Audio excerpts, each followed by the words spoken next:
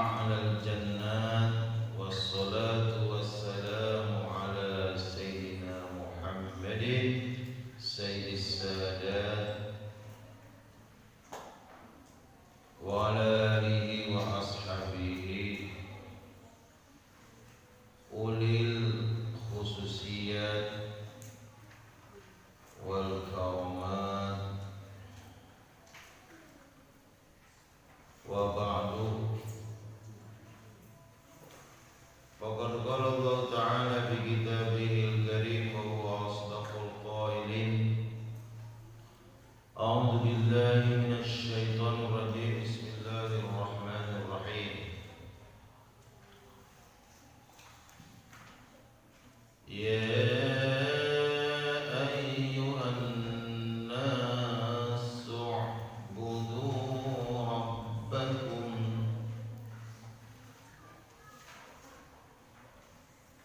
يا أيها الناس اعبدوا ربكم الذي خلقكم والذين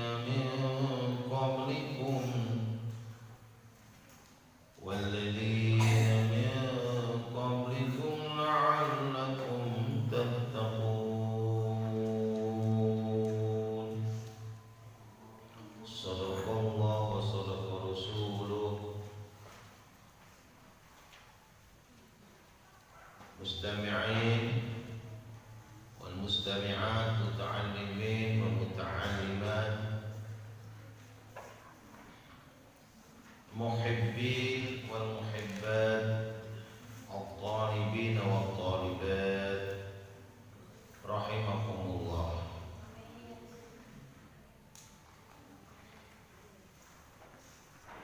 Betapa urgennya mempertahankan eksistensi akidah, ibadah dan akhlak. Karena sebenarnya Islam itu simpel. Kalau kita menguasai dan bisa menerapkan tentang teologi ketuhanan, kemudian tentang ritual peribadahan, lalu kaitan dengan budi pekerti, moral, etika, dan akhlakul karimah, itu merupakan kalimat sinonim atau bahasa ilmu mantiknya muradif.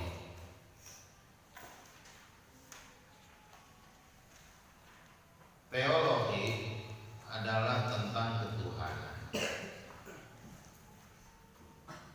tentang bagaimana kita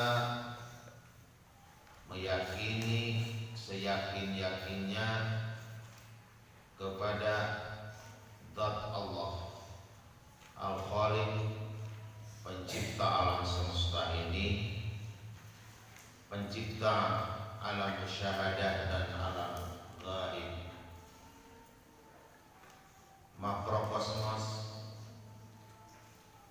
yakni alam besar, mikrokosmos alam kecil, semua diciptakan oleh Allah Subhanahu wa ta'ala.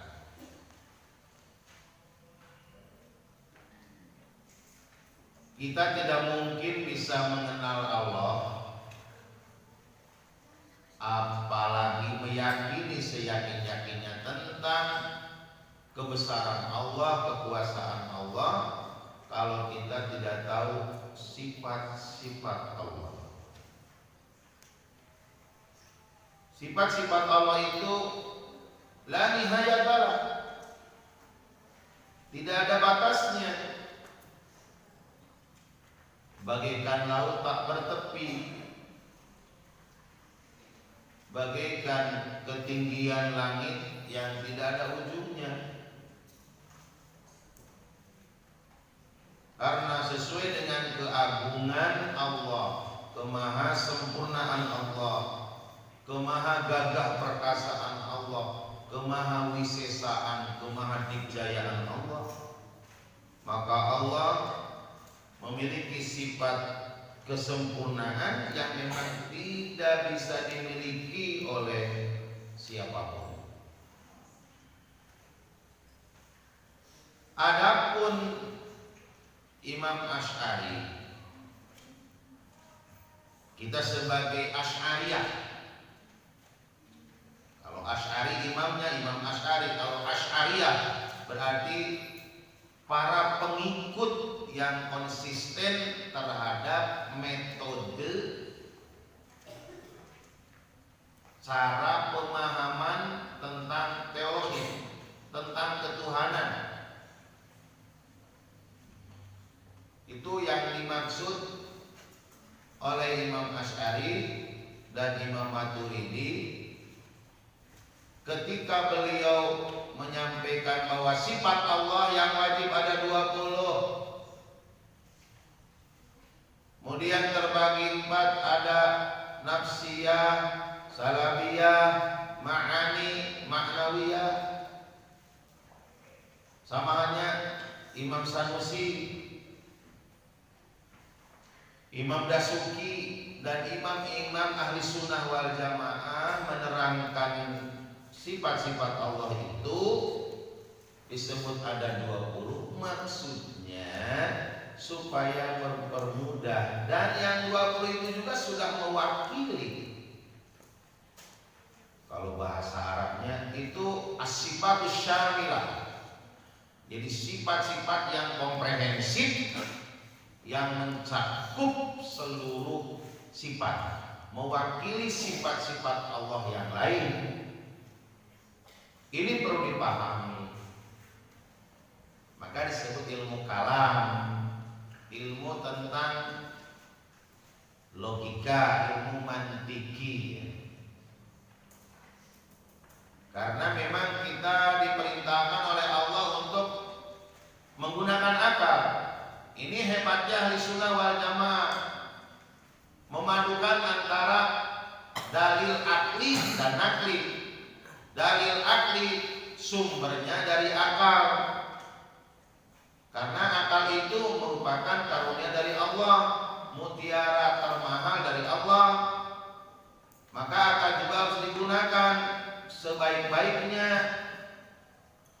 Akal harus dikembangkan seoptimal mungkin untuk memahami ilmu-ilmu Allah, memahami ilmu-ilmu yang berkaitan dengan tauhid, dengan fikih, dengan ilmu nahwu, sharaf, dan seluruh ilmu alat.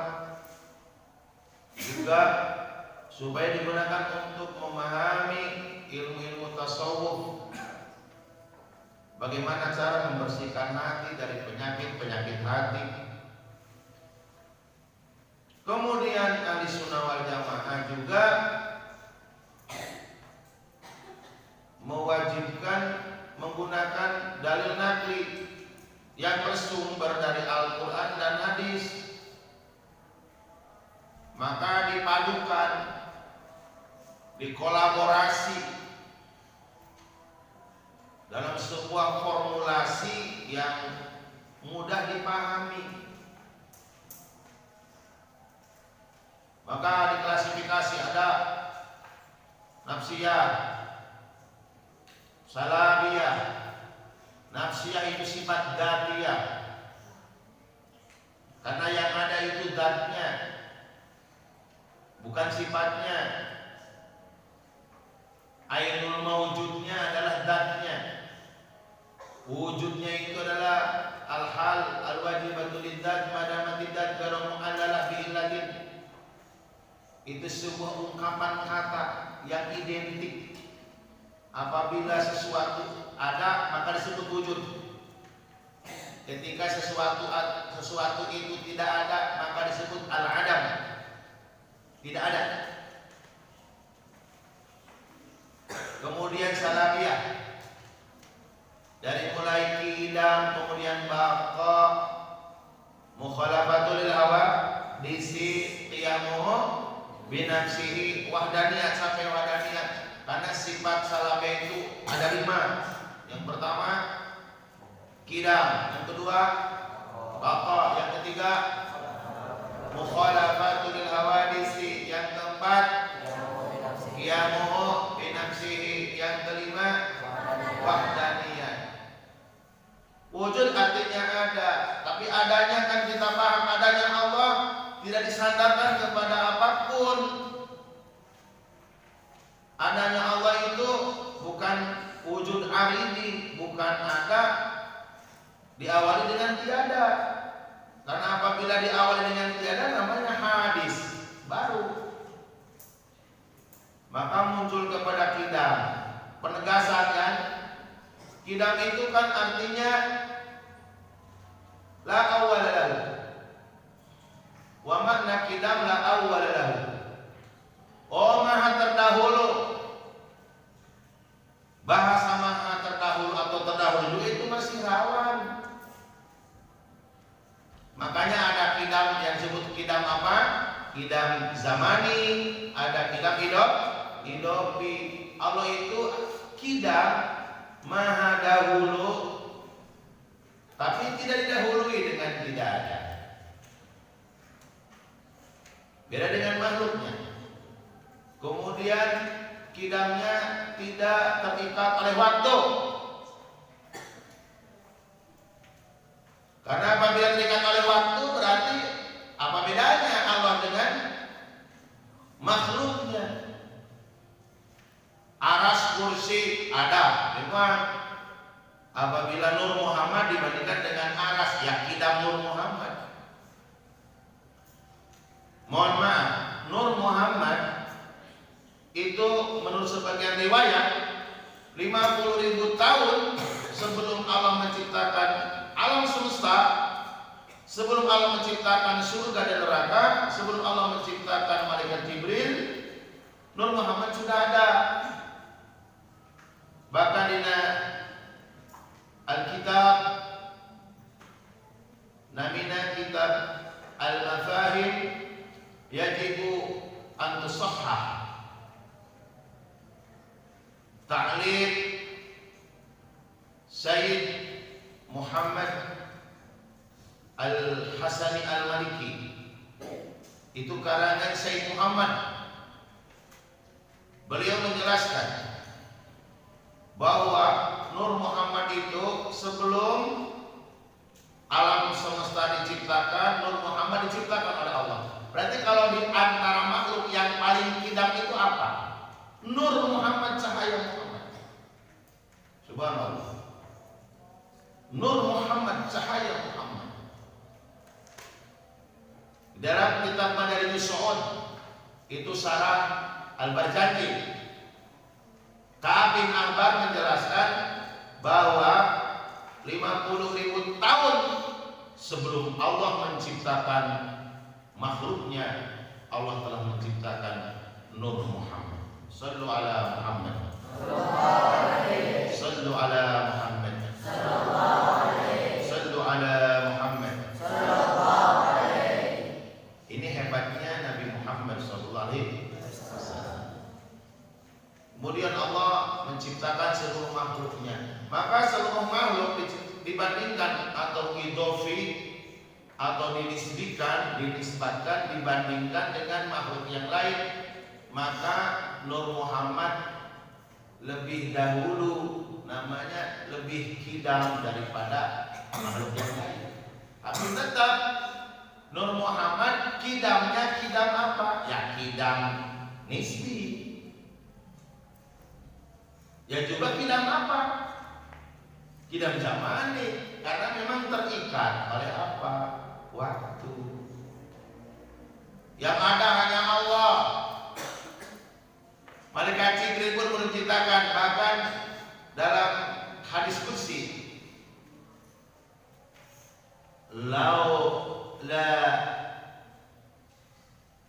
laulaka ya Muhammad ma khalaqtu Jibril. Kalau hadis yang umum laulaka lama khalaqtul aflak. Tapi dalam kitab Mafahim adanya hadis ini. Laula laulaka lamma khalaqtu Jibril. Kalau tidak ada engkau ya Muhammad, aku tidak akan menciptakan malaikat Jibril. Subhanallah. Maka kalau begitu Jibril dibandingkan dengan Nabi Muhammad dengan Nur Muhammad, kidam siapa? Kidam Nur Muhammad. Paham? Kalau berbicara bako, yang namanya Nur Muhammad kan bako, langgeng. Dari semenjak diciptakan, yaitu 50.000 tahun Allah sebelum menciptakan alam semesta, diciptakan Nur Muhammad. Kemudian Nur Muhammad itu ada, bako, langgeng, itu berpindah-pindah, saudara. Dari Nabi Adam alaihissalam berpindah kepada Hawa, lalu kepada Nabi Sis, berpindah-pindah kepada para nabi dan para rasul yang lain. Bahasanya yunkiluni minal aslabi min aslabi tahirah. Allah memindahkanku dari tulang rusuk yang baik dan suci, wa ila arhamit thayyibah, dan masuk kepada rahim-rahim yang baik. Ada juga yang mengatakan yunkiluni minal aslabi al-zahirah ila al-arhamit thayyibah. Allah Subhanahu wa taala terus memindahkan cahayaku dari tulang-tulang rusuk yang suci kepada rahim-rahim yang baik. Itu Nabi Muhammad. Sampai terakhir Nur Muhammad itu yaitu adanya di Abdullah bin Abdul Muttalib. Maka terkenal yang namanya Abdullah itu adalah seorang pemuda yang tampan rupawan. Pokoknya bintangnya kabilah Quraisy di Mekah pada waktu itu adalah Abdullah. Jadi jajakan anu belek kesenteng, buta tulang, buta daging, kaset ngaleng-ngaleng koneng, cahayaan Abdullah. Kalau kalian ingin tahu bahwa gadis yang paling cantik sehingga disebutnya melati Bani Zuhra adalah Aminah. Kesengaja oleh Allah dijodohkan Abdullah dengan Aminah radhiyallahu anha. Lahirnya seorang nabi yang amat sangat kita cintai, yaitu Nabi Muhammad sallallahu alaihi wasallam. Apakah Nabi Muhammad nurnya masih tetap eksis ila yaumil qiyamah? Nur itu maka bako, tapi bakonya tetap bako apa? Bako zamani. Paham? Kalau dikatakan bako zamani karena memang tadinya tidak ada, nur itu tidak ada, kemudian diadakan oleh Allah, diciptakan. Tapi camkan, yakini bahwa cahaya Muhammad itu ila yaumil qiyamah ila jannah tidak akan pernah hancur. Nah, kalau saya katakan bahwa yang tidak hancur itu adalah bukan 8, mestinya ada 9, tapi enggak apa-apa, enggak disebut juga Nur Muhammad karena yang 8 juga itu asalnya dari mana? Sumbernya dari mana? Nur Muhammad sumbernya. Itu namanya baqo zamani. Baqo itu artinya kekal, langgeng, hanya saja terkungkung, terliputi oleh waktu, masa, zaman. Karena yang namanya masa itu kan masa pasti berputar. waktu bergulir. Seiring dengan revolusi matahari dan rotasi bumi, maka pasti akan terjadi waktu. Dari menit menjadi jam, dari jam menjadi minggu, dari minggu menjadi, jangan menjadi minggu, menjadi pekan.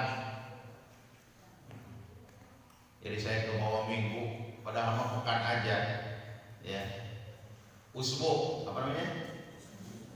Dari detik menjadi jam, dari jam menjadi hari, dari hari menjadi usbu atau pekan. Usbu aja, usbu'iyan, 7 hari, 7 harian, usbu'iyan. Kemudian dari minggu menjadi bulan, dari bulan menjadi tahun, dari tahun menjadi windu, dari windu menjadi abad, berabad-abad lamanya. Sekarang sudah abad ke-20. Abad ke berapa? Abad ke-20. Iya, abad ke-20 ini.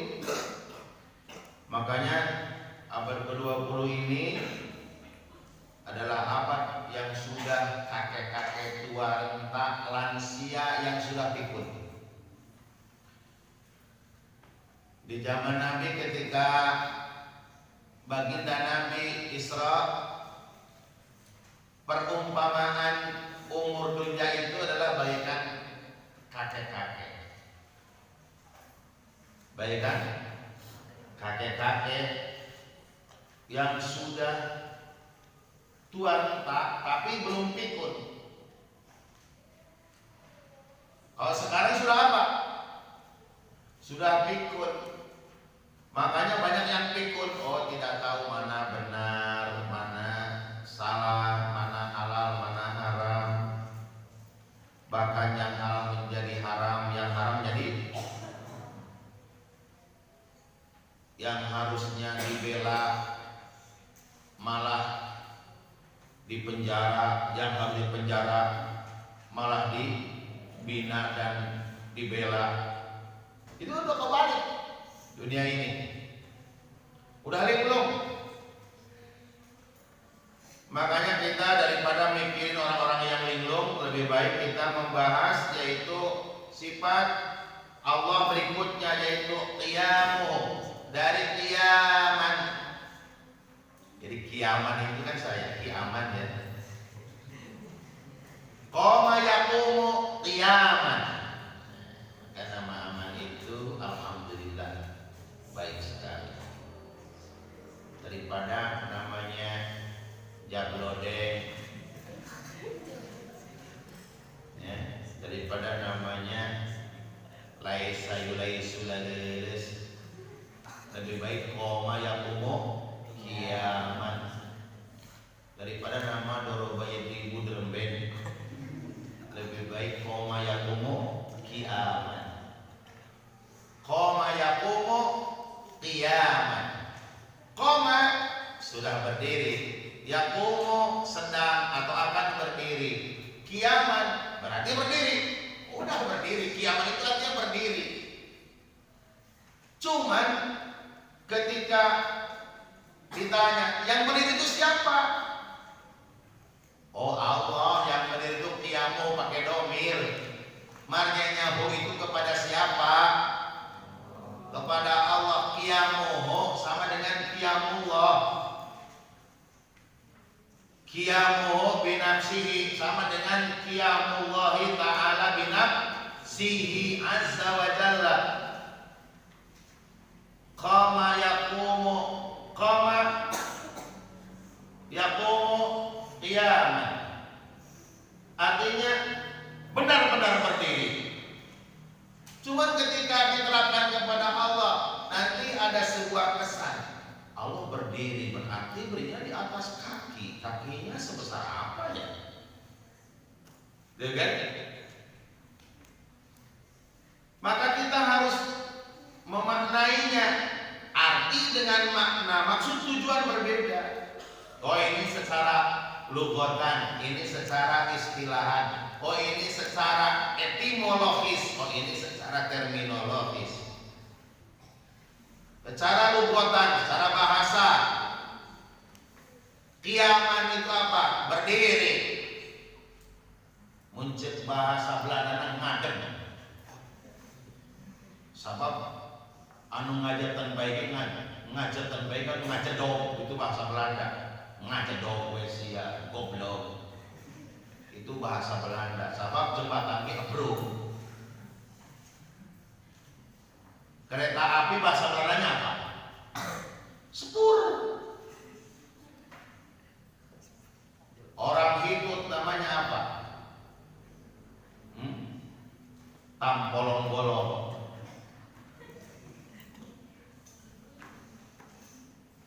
Makanya kalau yang namanya memaknai suatu teks tidak sembarangan. Harus pakai guru. Kalau orang belajar ilmu atau ngaji sesuatu ilmu otodidak misalnya, tidak ada gurunya, nanti faman la syaikha fa syaikhuhu syaiton. Barang siapa yang tidak punya guru, maka gurunya setan. Naudzubillahi min. Karena oleh setan dibelokkan, oleh setan dipalingkan kepada suatu pemahaman yang sesat, nanti bisa menyesatkan. Kalau sudah sesat jadi menyesatkan nantinya. Kalau sudah dolun nantinya bisa mudillun. Kalau sudah sesat nantinya bisa menyesatkan. Maka di sini ada yang dimaksud dengan qiyamuhu binafsihi itu dalam kitab Tijanurori ada yang kitab dasar wa maknahu la yahtaju ila mahallin wala ila mukhassisin. Kan gitu maknanya. Kalau kita memanai aman berdiri, iya berdiri boleh. Oh qiyamu aman, udah. Berdirinya aman. Berdirinya kang aman, qiyamu kang aman. Atau bahasanya ujang aman mukaset, nah terserah. Otong aman ganteng maka otong emang nawi otong surotong. Jadi kalau ngomong Allah berdiri, apa maksudnya? Berdiri sendiri, berdikari, berdiri di atas kaki sendiri. Waduh, mandiri, mandi untuk diri sendiri. Oh mandiri, dia mah mandiri. Atau mandiri itu apa? Oh dia mah independen. Dia mah independen, mandiri. Semandiri-mandirinya, seindependen-independennya manusia, tidak mungkin bisa berdiri sendiri. Gak mungkin bisa berdiri sendiri. Yang namanya manusia tidak bisa berdiri sendiri. Karena apa? Dari mulai lahir kita memerlukan keterlibatan orang lain. Ayo, begitu lahir siapakah yang menggejen? Ibu. Begitu porocot lol, siapa yang ngurus? Pak Raji. Kalau saya mau oleh Pak Raji, padahal ibu-ibu yang ngurus, bukan Bu Raji. Kalau kalian pasti Bu Bidan yang ngurusnya, karena memang sudah modern. Iya kan? Kalau yang namanya akan, itu waktu itu akan lahir, siapa yang ngurus begitu keluar dari alam rahim? Pak Haji, indung berang. Begitu lahir dibersihkan, langsung digunting, langsung diikat. Menangis sekeras-kerasnya, rasa sakit.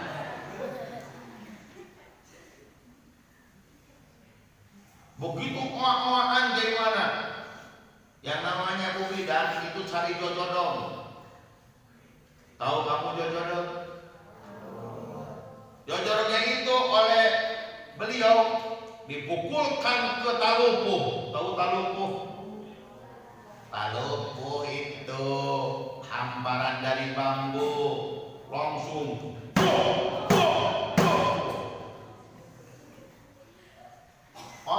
aina bukit cerik keluaran nasabah. Itu maksudnya apa? Supaya kuat mental. Mata siapa ceremen jadi teman teh kurang mental, kurang gebrak, digebrak 7 kali. Jadi ke Allah, zikir ke Allah, ingat ke Allah, kenal ke Allah. Sanggeus diadanan. Sengaja diadani itu supaya setan itu jauh dari kalian. Cuman sayang yang adanya kakekmu yang sudah ompong. Karena ayahmu itu pada waktu itu nggak bisa adan, itu sayang. Adan ku akina, tuh bubuh nadana.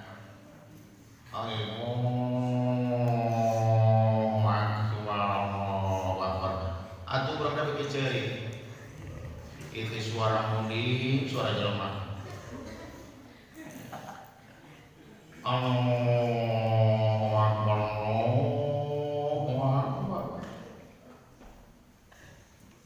Coba kalau ayahnya yang bisa adan yang bagus ya.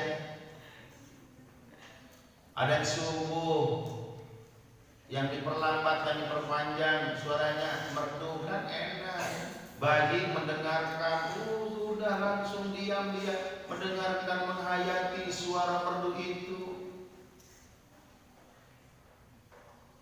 Allahu Akbar, Allahu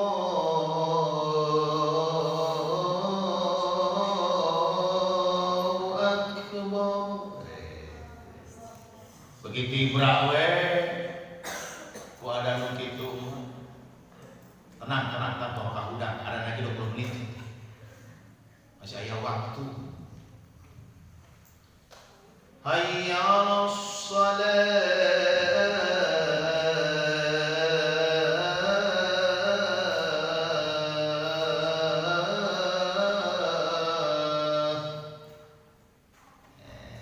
Enak kan? Kalau makanannya hayya sholat. Dia serang kamu. Nu paling parah adan beremosi. Lawan. Udah siapa apa? Si kita jika ada jantungan langsung parah aja berarti. Wah. Begitu lahir membutuhkan kemuliaan dan kasih sayang orang lain. Tidak ada yang dia mau bilang sih. Ngomong independen, nggak bisa independen. Siapa yang independen? Yang mengklaim dirinya independen, sebenarnya dia tidak independen. Nggak bisa yang namanya manusia itu berdiri sendiri, hidup menyendiri, nggak bisa. Oh saya mah sendiri kan, hidup di gua, amat jauh terpencil, sengaja memarginalkan diri, jauh dari hiruk pikuk keramaian manusia. Saya berangkat ke hutan, di sana ada apa? Ada gua. Saya hidup sendiri. Benar sendiri. Buktinya itu kan ada gua. Gua makhluk, kamu juga apa? Makhluk. Berarti kan tidak apa? Tidak menyendiri. Lagi pula kamu tidak ada malaikat. Hanya saja tidak kelihatan. Ya kan? Karena sudah ada keterangan dari baginda Rasul bahwa setiap manusia itu ada 12 malaikat hafadzah. Malaikat yang menjaga di atas 2, di bawah 2, di kanan 2, di kiri 2, depan 2, belakang 2. Ada berapa jumlahnya? 12 malaikat hafadzah yang menjaga kita. Gak bisa yang namanya independen mandiri itu. Kalau berbicara yang maha mandiri, maha independen, Allah Subhanahu wa ta'ala. Maka namanya qiyamuhu binafsihi. Beliau Allah Subhanahu wa ta'ala berdiri sendiri. Benar-benar berdiri sendiri. Benar-benar independen. La yahtaju ila mahallin wala ila mukhassisin. Maka arti secara terminologis, wujud Allah tidak membutuhkan tempat. Tidak membutuhkan tempat sama sekali. Maka keliru kalau orang yang mengatakan Allah itu butuh tempat. Oh, Allah ada di aras, itu juga kurang tepat. Allah ada di aras. Aras juga kan makhluk. Sama yang mengatakan Allah di mana? Allah ada di atas. Itu juga keliru. Itu juga salah. Kalau mengatakan atas, bawah, kanan, kiri, barat, timur, utara, selatan, atau seluruh arah mata angin, timur, tenggara, selatan, barat, daya, barat, laut, utara, timur, laut. Itu semua adalah jihad tempat. Bagaimana ketika memahami Rabbul Masyriqaini wa Rabbul Maghribain, Tuhan Masyriqain, ayo, Tuhan dua timur dan Tuhan dua barat. Apa maksudnya? Ketika dikatakan Allah di atas, ini ada orang tidak menyebut kelompok mana, tapi ada yang suka mengkafir-kafirkan dan menyesatkan kelompok Asy'ari dan Maturidi. Bahkan mengatakan yang namanya tauhid Asy'ari, tauhid Maturidi itu adalah sesat, bid'ah, dan pasti mereka masuk neraka. Na'udzubillahi min dzalik, summa na'udzubillahi min.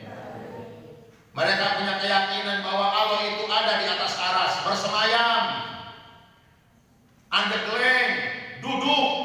Astagfirullahaladzim. Ketika ditanya Allah ada di mana?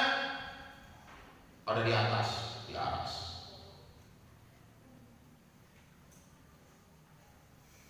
Bagaimana kalau saya bertanya kepada kalian bahwa di pertengahan malam Allah itu turun ke langit yang terdekat, ke langit ketujuh, bahkan ke langit sama itu ya langit keempat. Ketika seorang hamba tahajud, Allah turun. Allah turun.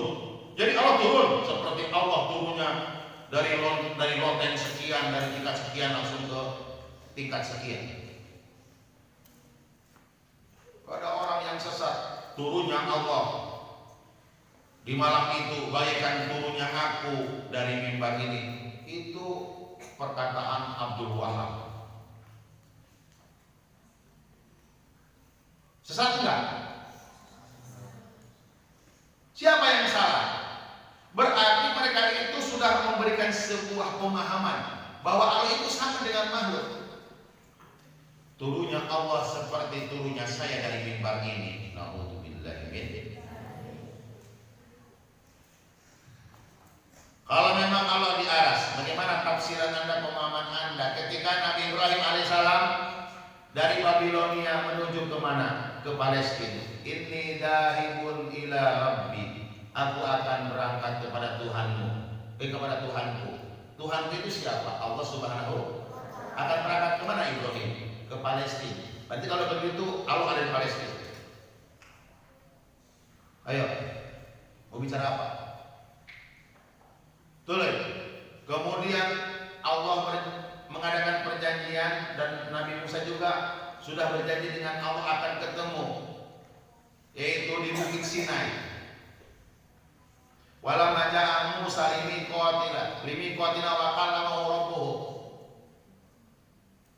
Berarti kalau begitu ketika Nabi Musa ketemu dengan Allah di mana? Di Bukit Tursina. Berarti Allah itu ada di mana? Di Bukit Tursina atau Bukit Sinai. Orang mengatakan Bukit Sinai. Apakah Allah ada di Bukit Tursina? Kemudian ketika berbicara Baitullah, rumah Allah, apa maksud kalian? Apakah itu memang di sana ada Allah di dalamnya? Rumah Allah, oh Allahnya di dalam gitu. Kan sesat menyesatkan.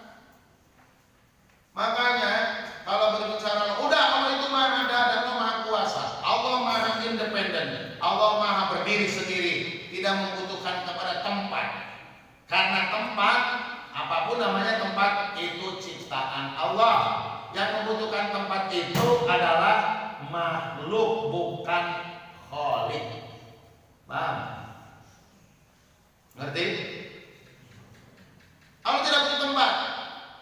Kalau butuh tempat, nanti gimana? Beda dengan apa? Istilahnya mahal, istilahnya makan. Mahal, makan. Mahal itu ngancik nasifat binadat, namina mahalun. Makan itu jauhar, jirim, jisim, butuh karena hias. Jadi suatu benda itu mesti mual besar pasti nah hias. Lolowong sapasna eta naon? Zat, jirim, johar, istilahnya makan. Allah bukan sifat dan Allah bukan johar atau Allah itu bukan zat. Tahu kamu suka memaksa mukul-mukul paku? Iya kan? Cudot paku terus dipukul. Pakunya ngomong enggak? Ngomong sakit. Sakit, santri jangan dipukul-pukul aku. Tapi dipaksa. Kamu terus memukul-mukul paku supaya ambles masuk ke kayu atau ke tembok. Sapas paku terus dipaksa masuk, itu hias. Nanti kalau sudah rumah tangga, di malam pertama pengantin baru, kamu punya paku, istri kamu punya apa? Punya bolu, entah apa namanya. Nanti itu apa? Paku kamu itu nanti dimasukkan, dipaksa, itulah namanya hias. Walaupun lubangnya kecil-kecil dipaksa terus supaya masuk, itulah hias. Sampai berdarah-darah. Apa yang berdarah-darahnya? Yang berdarah-darahnya karena tanganmu itu dipaksa dimasukin paku.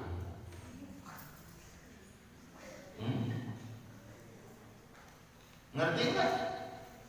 Paham nggak? Anak-anak jangan ngeres,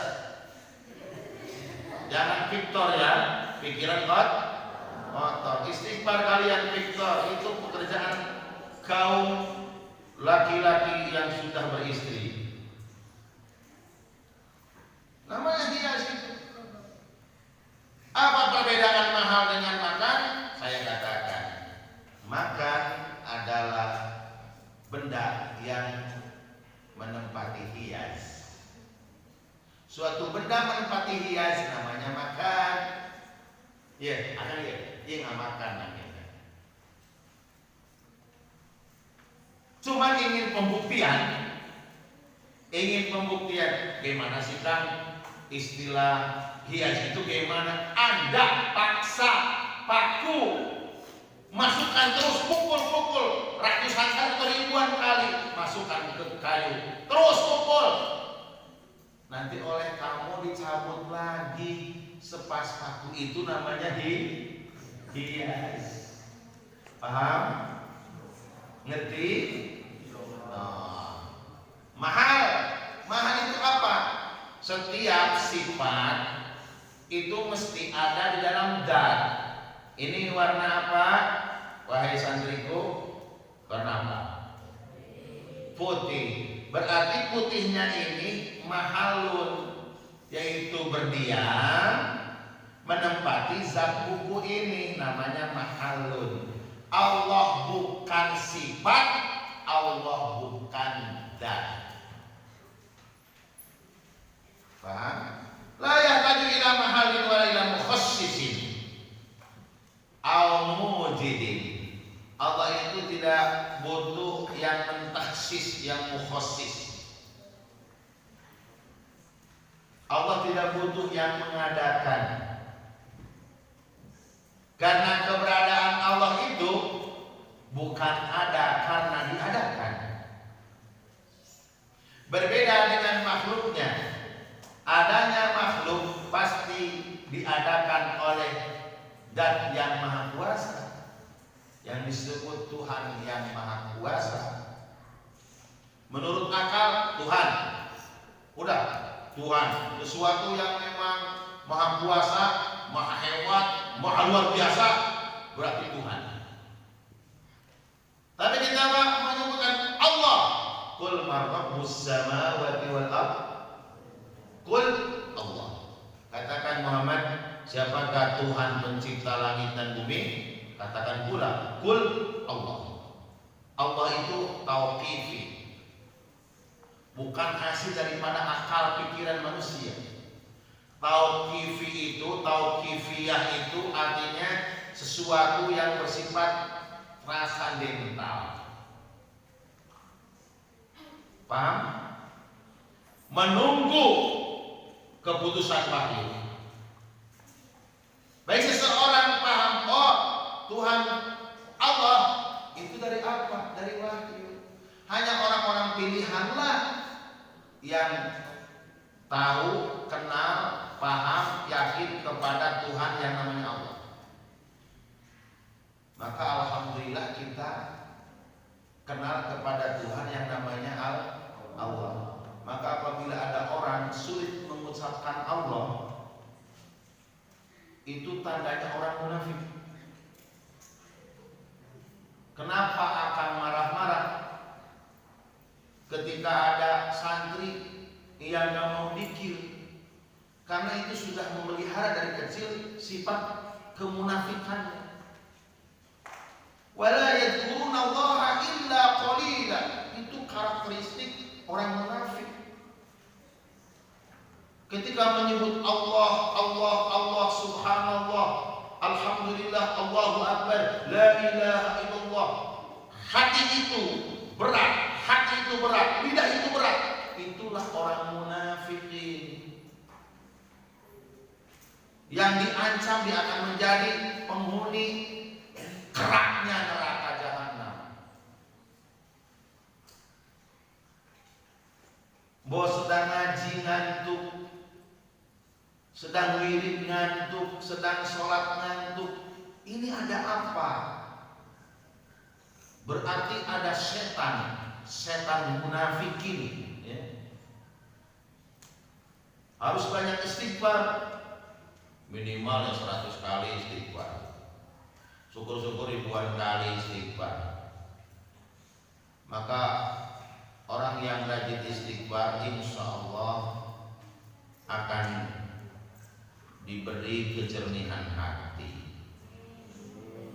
dibersihkan dari dosa dan kesalahan.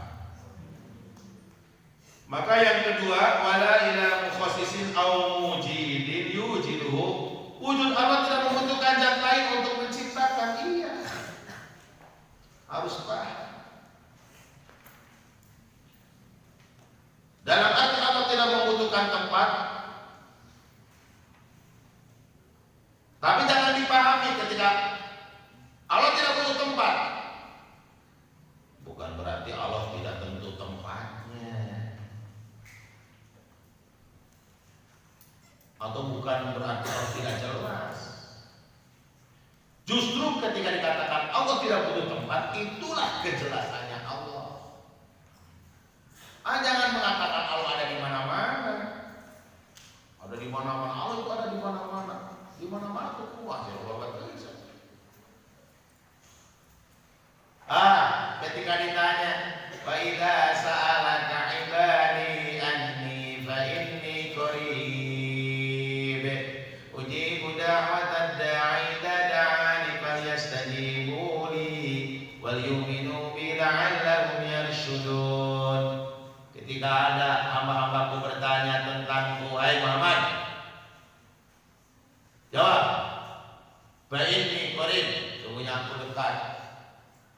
Kalau dekat itu tempat ya, jauh, dekat, di sini, di sana, di sono, berarti tempat ya. Huna, hina, hunaka. Di sini, di sana, di sono. Dekat, jauh, jauh, dekat. Kalau bahasa jauh dekat itu berkaitan dengan tempat. Ini perlu penafsiran juga. Hai Muhammad, ketika ada hamba-hambaku bertanya kepadamu tentang aku, ini kata Allah, wa idza sa'alaka, apabila ada yang bertanya kepadamu Muhammad, ibadi hamba-hambaku, ada yang mengatakan, sebagian ulama di tafsir itu orang Yahudi bertanya. Ada yang mengatakan juga itu adalah sahabat yang bertanya. Ada juga yang mengatakan itu orang Arab Badui. Orang Arab Badui mengatakan, bertanya kepada Nabi Muhammad, Tuhan itu ada di mana?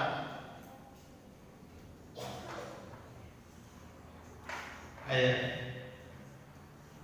Jawab Muhammad, fa inni qarib. Maka sesungguhnya aku itu maksudnya Allah. Kan ini kata Allah, Muhammad, apabila ada yang bertanya tentang aku dari hamba-hambaku, bertanya kepadaku, bertanya kepadamu tentang aku, jawab, sesungguhnya aku itu qaribun, dekat. Apa ini maksud dekat itu?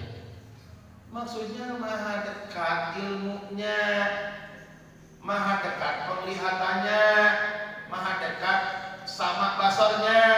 Itu paham? Bukan dekat secara fisik begini. Nanti juga ada juga ayat, wallahu aqrabu min hablil warid. Allah itu lebih dekat daripada urat leher. Nanti dicari-cari di mana dekat lehernya. Allah itu lebih dekat min hablil warid.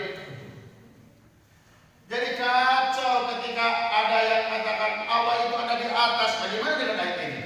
Allah itu lebih dekat kepada apa? Min hablil warid, lebih dekat daripada apa? Urat leher. Oh, berarti di sekitar sini ya? Ada sekitar sini kan? Jadi ngaco ketika ada orang mengatakan Tuhan ada di atas, Allah ada di atas, itu ngaco, udah salah. Makanya sifat qiyamu bi nafsihi itu mempertegas bahwa Allah itu tidak butuh tempat dan tidak butuh yang menciptakan atau yang mengadakan. Allah tidak mahal, tidak membutuhkan mahal, Allah tidak membutuhkan makan. Makan bukan makan nasi. Ini penting dipahami ya, seperti itu. Ngerti? Insya Allah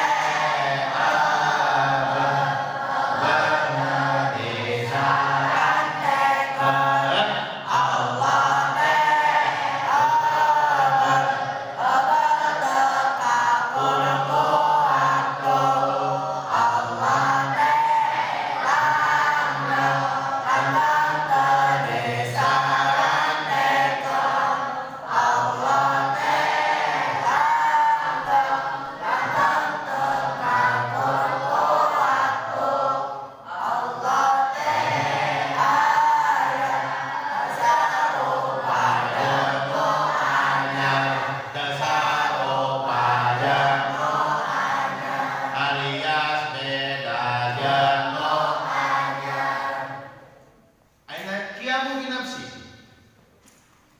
Allah tejumanan anta butuh kana tempat anta butuh kanu ngayakeun.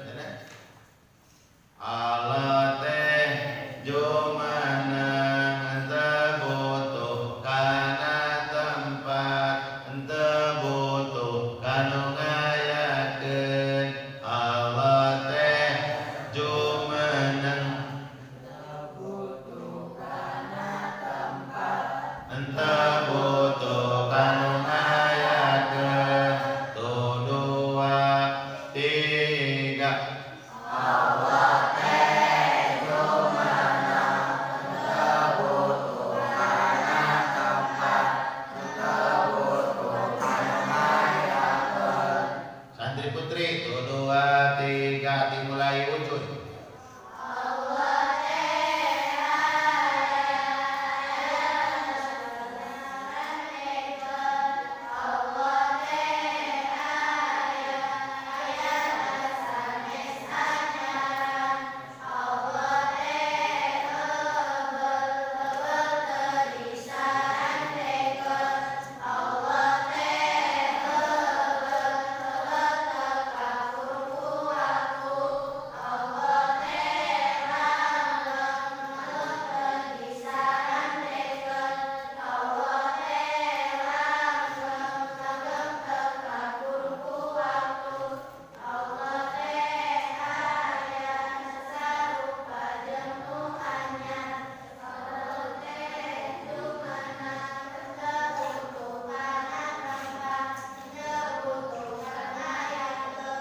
Seratus.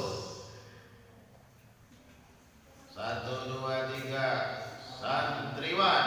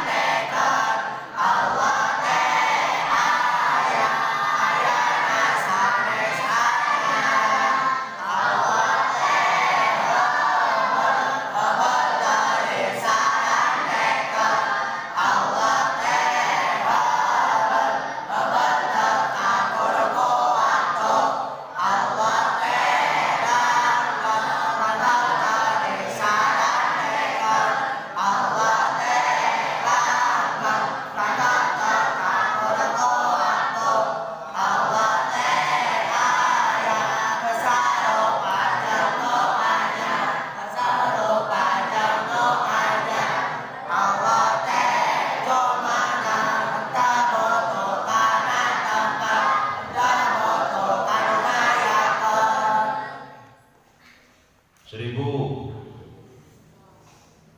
900-nya untuk saya, 100-nya untuk santri pun.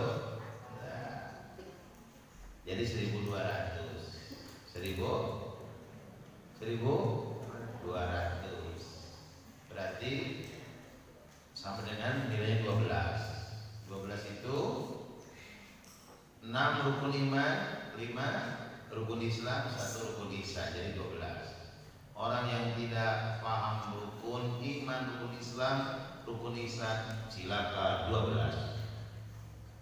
Cilaka 12, saya tak tahu. Makanya jangan sampai celaka. Oke, demikian